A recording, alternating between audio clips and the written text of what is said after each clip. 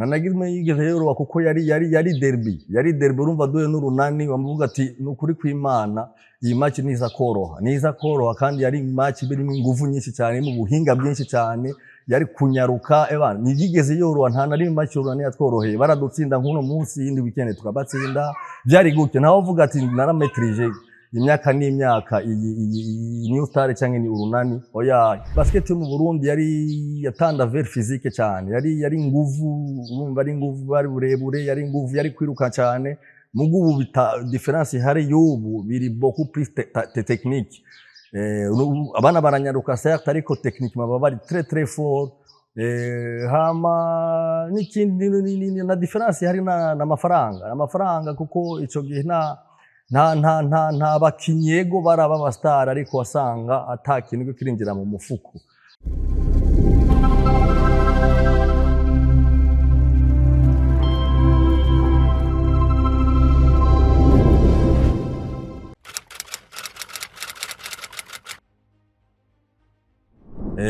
nitwa Nshimirimana Christian bakaba banazira cyane ndindi kandi umumenyereza wa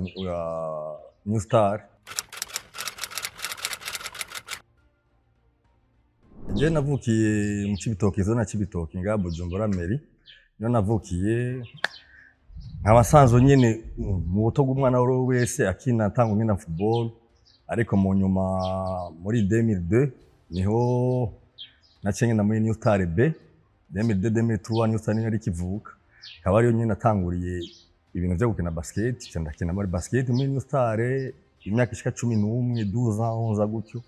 ego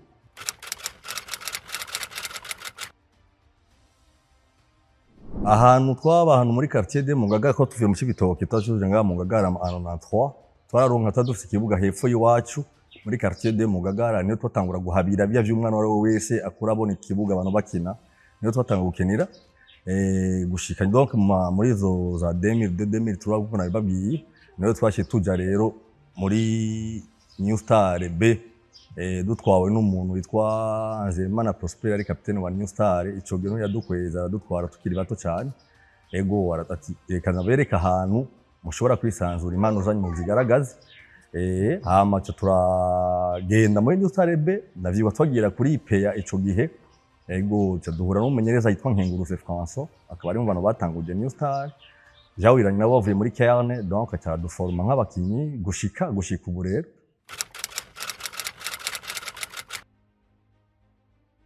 cyane kumva twaba inspiré n'abana ba grand frère bacu bamwe hariyo Nzeyimana Prosper hariho ba Nzeyimana Thierry yarababe n'umumenyereza wacu baravukana hariyo Nzeyimana Olivier nawe nyine urumva yari ni Petit Frère Prosper nawe akina muri New Star mu kinyakomeye cyane hariyo abandi bari muri Cairn ba Parfait Muvunyi bita kenshi muri Turimuki yakinye muri Cairn imyaka myinshi cyane capitaine wayo hariyo abantu bitwa ba Kadafi bara abantu ba Fabrice Rugwe bari muri Etats-Unis abo bose n'abantu twabonana bari ku karorero hama turagerageza no kuza gukinira nga kuri Drago mu Ngagara kuri Sesinga gitere ya basket urumva twahurira na ba Olivier Ndayiragije ba Brice bakina muri Cairn ico gihe hari benshi hariyo ba Garnet yakina mu runani ico gihe donc Ngagara ari use mu matara basket yari presque abakinnyi abajene benshi twagena basket kandi nibo twarabira ko cyane aba grand frère bacu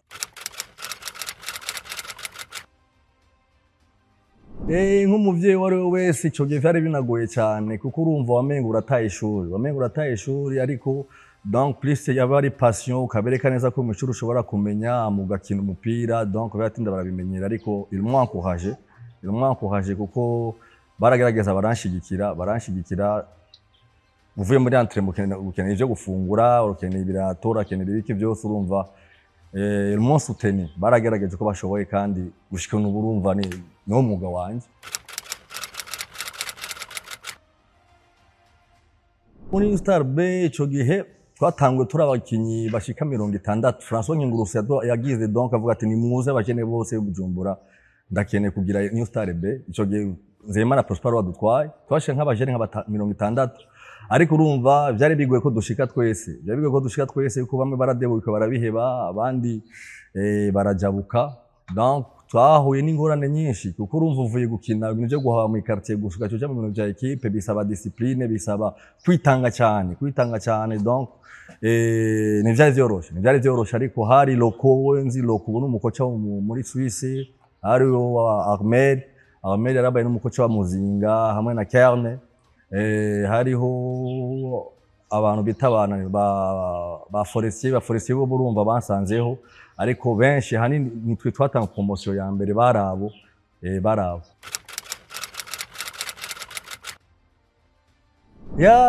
Amabbe yarakomeye ico gihe be yarikomeye cyane urumva hariho urunani B hariho equipe y'urunani B yarimo bagafyisi bayigwa ijya ni generation yanje nibo nasanze muri B mu runani twe dukina champion imwe tutu muri New Star hari bagafyisi bayigwa hari wa Blaise niko bahoze niko bamye yari umumenera akomeye cyane wo muri mu runani ico gihe ari na equipe itwa Les Amis yari equipe nini yabaye equipe champion ico gihe Les Amis arimo ba Rodrigue nyakwigendera kwa gupfa hariyo ba Olivier nawe yarapfuye hariho bo Alex twamusanze muri A ariko iyo Les Amis yari ikomeye cyane ba Felix nawe ari hanze yari ikomeye cyane yatwaye n'ico gikombe muga ariyo za Foudre nazo zivudika hariyo za Kerne B harimo ba Brice muto wa Kivunde ancien capitaine wa Kerne hariho zande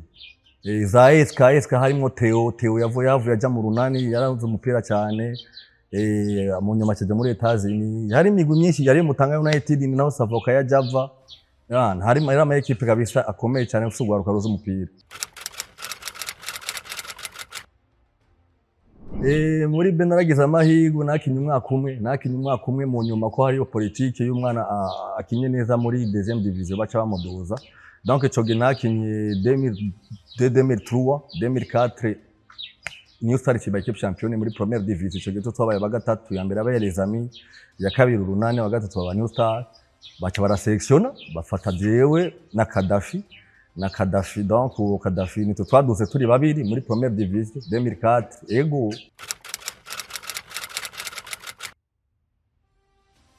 oya nivyanyoreye na gato twaramaze nk'umwaka urumva tudakina bagusomya ko nyene umunota imwe ko manque d'expérience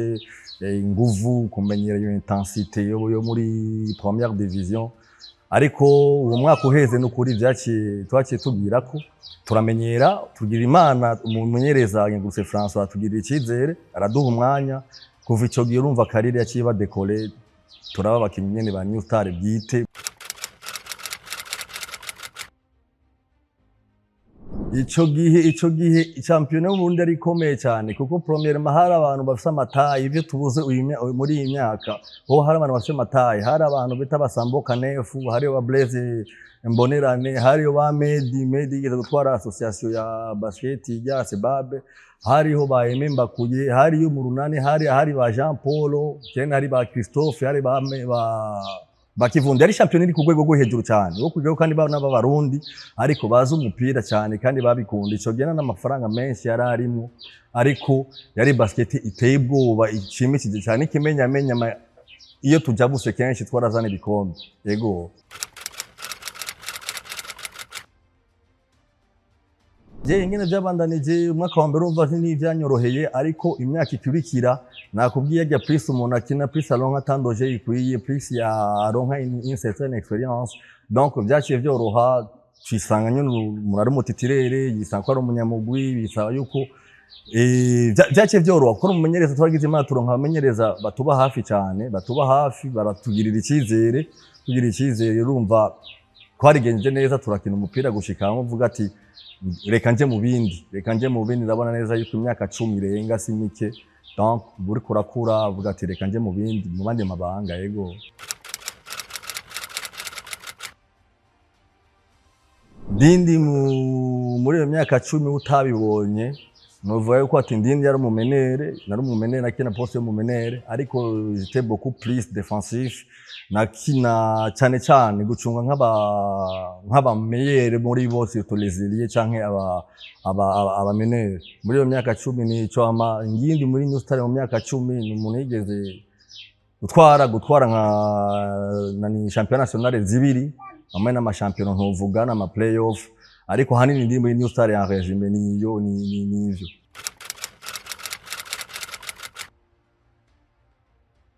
Ico gihe equipe zari nyinshi, ariko equipe hari rivalite entre New Star n'Urunani, ni nk'iyo ubona Dinamo n'Urunani muri iyo myaka yari rivalite ikomeye cyane. Ni Urunani rwari equipe ikomeye cyane ya New Star, donc iyo rivalite ari abakinyi twahangana cyane notama Igwa, Gafyisi, Wiri mu Runani nyene ancien joueur mu Runani, hariho bayaho ariko surtout kuri kote yanje abakinyi twahangana cyane ariko kuri poste yanje canke ku poste 2 na 3 yari Gafyisi, Igwa, yego cyane Igwa koko niwe kenshi twahura kuko niwe twacungana twakina presque poste imwe, ariko yari umukinyi wakomeye cyane akomeye. Donc ahanini naho abo nibo twahigana, ariko hari abakinyi benshi bakomeye, benshi kabisa, benshi. Nta na rimwe yigeze yoroha kuko yari derby urumva duye n'Urunani, bamuvuga ati nukuri kw'Imana iyi match niza koroha kandi yari match birimo ingufu nyinshi cyane mu buhinga bwinshi cyane, yari kunyaruka niyigeze yoroha. Nta na rimwe match Urunani yatworoheye, baradutsinda nk'uno munsi, yindi weekend tukabatsinda, byari gutyo. Naho uvuga ati narametrije imyaka n'imyaka iyi New Star cyangwa ni Urunani, oya yari uno munsi ejo twagenda turagera gutyo. Ico gihe n'ukuri zari zihari ariko izadomina championa cyane yari Urunani na New Star. Izindi zari zikomeye novuga yuko yego Kerne ico gihe yari ifise Kerne, Jaguar na Bafara, ifise equipe zibiri. Kerne yari ikomeye cyane. Dinamo yari ikomeye nayo nyene kuko yari ifise n'abandi bahungu banane, niko nabibagiye amazina, ariko ba Yves, ba Kimu, ariyo barajirese bagiye hanze. Dinamo nayo nyari ikomeye, ariko izadomina championa cyane ico gihe yari New Star n'Urunani cyane.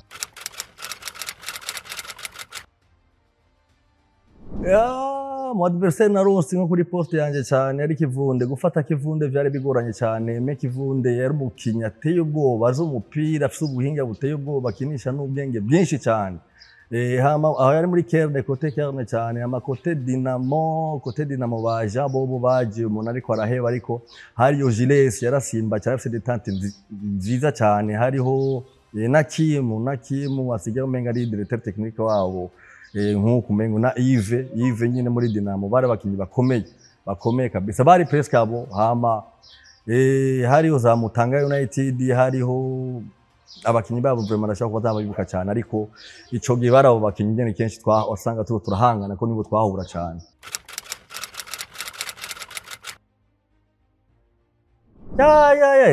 Ni benshi. Hariho wa mbere ni Savoka, n'ubu niwe coach wanje. Hariho umuntu bita Brice Ndikumana, twamwita Menerje, yari entré très grand meneur. Urashima rero ni nawe bana poste yanjye twayinagira ko cyane, mugaraza umupira cyane. Hariyo Fredy Kambayi yarabaye na captain wa New Star, yari umukongomani abizi cyane, yabizi kandi aciye bugufa, ari très discipliné, muga très talentueux. Hariyo Blaise Mbonerane, yari umupive, yarabaye meilleur pive imyaka itagira kwingana aha mu Burundi. Niyo ngabo. Hariyo ba Mayeri, hariyo ba Zede, hariho bande ahanini barabo. Hariyo Prosper, hariyo Kijumbu, bita Kijumbu yitwa Intungane Olivier, yari umumenere, ni nawe uje nasubiriye, nagiye nsanga muri première division, donc ahevye nije naciye mfata ikibanza ciwe. Nari umumenere akomeye cyane. Prosper Nzeyimana namuvuze, abaye captain wa New Star. Ni benshi barabo kabisa, ariko imyaka uko yagiye karagenda niko haza abandi, haza abashasha. Mu nyuma haza Bambuyi nagikina, haza Forest captain wa New Star nagikina. Donc abo nibo bagiye baradusubirira.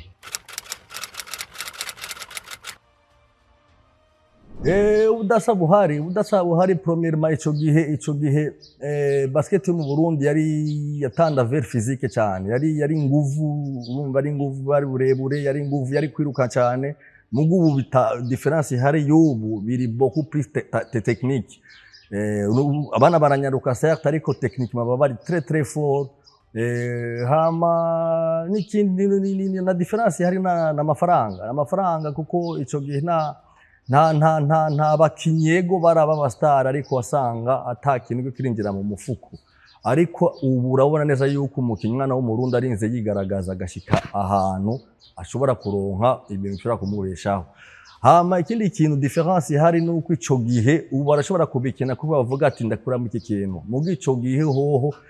twarakunda basket, abantu barikoresha barigisha amacross baragira, urumva warabona neza yuko ari ikintu kiri muri bo yari kwitanga cyane. Muga la difference y'ubu sinovuga ni bose, muga yo bench ni umukinyi umugiye ati gira cross abona umengane gihano muhaye.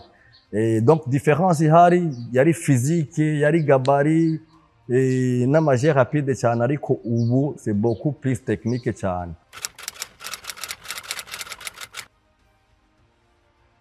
Zikunda nizibura ariko nacyo kugira uhave vyaba bigoranye kuko wumva atadufite president ndanamushimira cyane yitwa Ndayisaba Herman n'umu president yitangiye equipe cyane, byaragorana vraiment kugira uve muri New Star ugenda handi kuko twari dufashwe neza ko nta kintu na kimwe twababurana ico gihe, urumva yaraturira amamenyavare bamwe bamakabaha ubuzi, donc vyaba bigoye nabo bakurondera wasanga president akubwira ati none uvuga ngaho ugiye arico wamburanye, kandi ico gihe New Star sinubwo nico gihe nico kimwe n'ubu ofite umaze kwinjiramo c'est une famille ibereye ngaho kugira wisebe ko biragoye.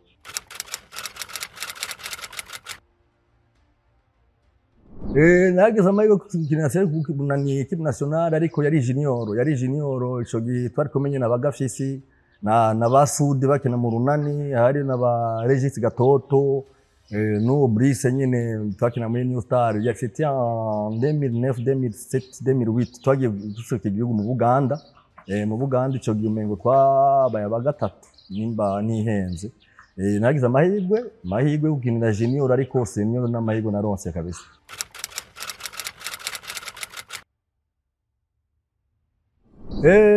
Urumva uko please imyaka ikiragenda please ukina imyaka myinshi please haza abandi bantu donc bakiri frais hama abakeneye, urumva uko imyaka igenda responsabilités zaba nyinshi, urumva ubwirizwa kwirukanga n'ibindi bintu kuko ico gihe uravuga ati ego dakina basket muga sinzo ikina éternellement, toutes les façons nigeza kurondera ejo canke hirya yejo ati mbeno zobaho gute ariko ahanini yari question y'umwanya no question yo gusanta neza ya travail uri ukora ko atamwanya ukironkera, kandi plus le basketball si gitari umuntu asaza avuza, plus utakora cyane plus basket yawe igabanuka, no uvuga ati il est temps ko nza ngaha ko mumenya ni présence gusa,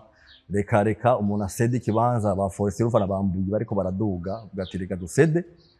nje mu bindi ego. Yewe nibaza yuko nka misi yose hama hariho ibyiza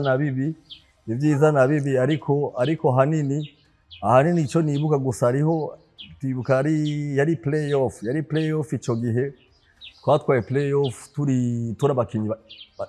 indwi 7 joueurs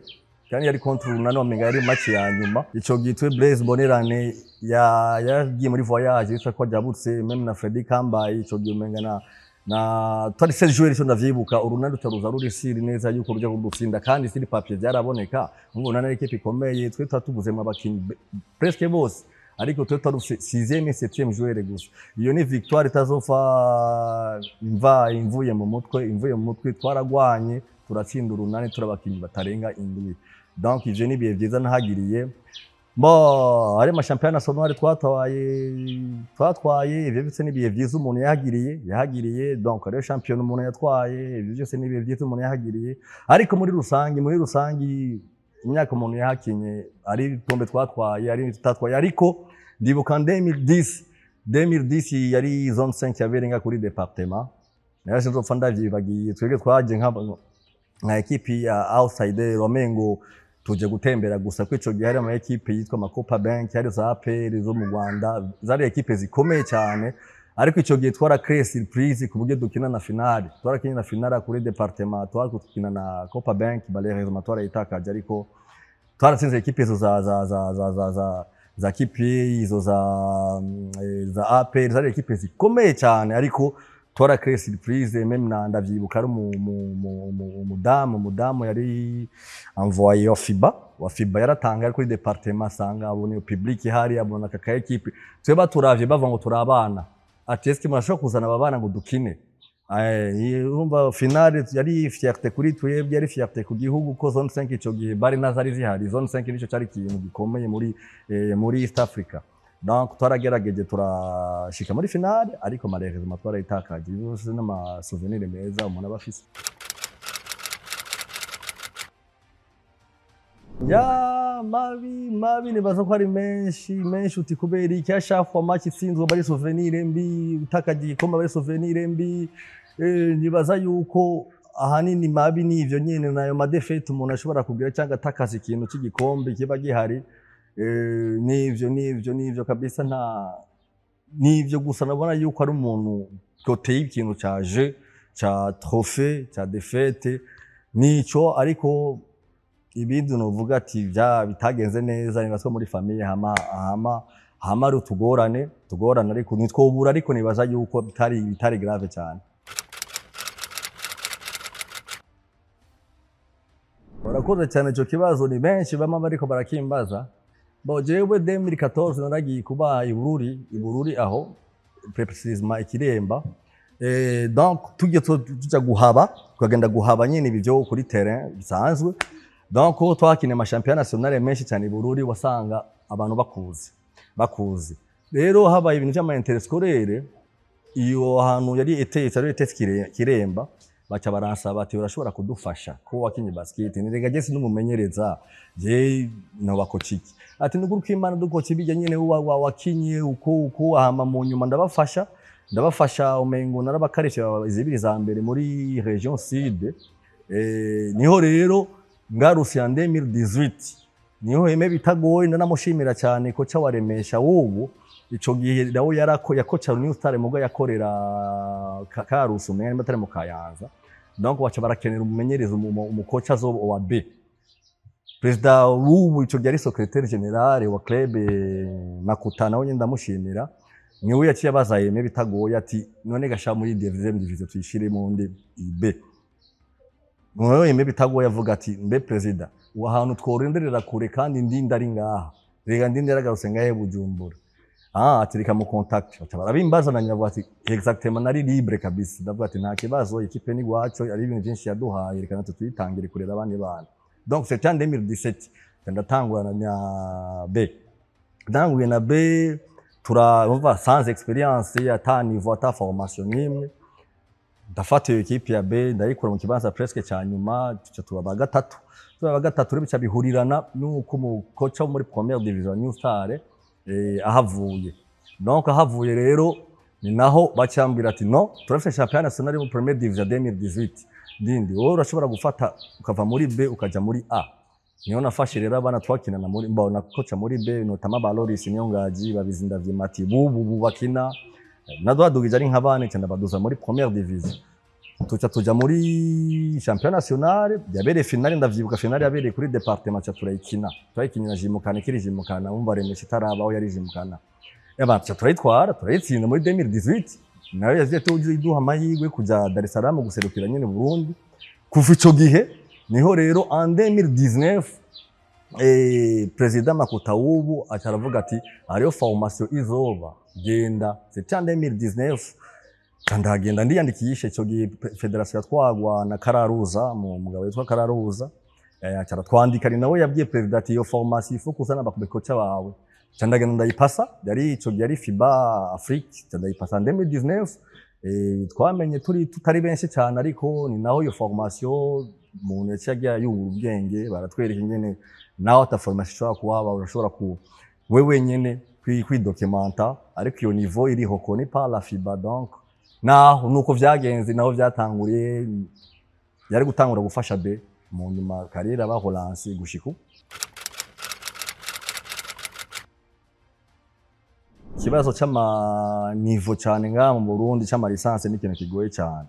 kigoye kuko ugiye kuraba ahanini ngaha nkubaza ati umbwira abantu batatu bafise niveau D ya FIBA wapi umbwira ati ni bangahe bafise niveau formation niveau 1 ya FIBA monde umenga ni babiri gusa pour le moment. Donc ariko mu bindi bihugu araba ama formation menshi cyane nko ku mwaka usanga hariho formation yaba chaque année nk'ubu sinzi jya ntwa kuva ncubwenge sindigera numva ngo ngaha ngo hariho formation ngo ya niveau D guca niveau D. Abenshi rero benshi bibera mu Buganda canke muri Kenya canke hehe bariyungunganya ugasanga bararungisa abamenyereza babo bakagenda bakazica, ariko igikuru ni kumenya kwanza kuko ari nigiye n'izo information tutazironka ati information biranga kandi ni namba mikuru nta kuntu kumwe basket ishobora gutera imbere mu gihe abamenyereza batari bien formé batari ku gihe. Urumva ni ikintu rero ico ribaza yuko inzego nshasha za federation bagiye kucicarira kuko plus ugira abamenyereza benshi bari qualifié plus ama equipe yanyu abateye imbere. Donc ico kintu ni ikintu kigoye, ariko nizere neza yuko ejo canke hirya y'ejo kizova mu nzira no banibaza ko bakizi.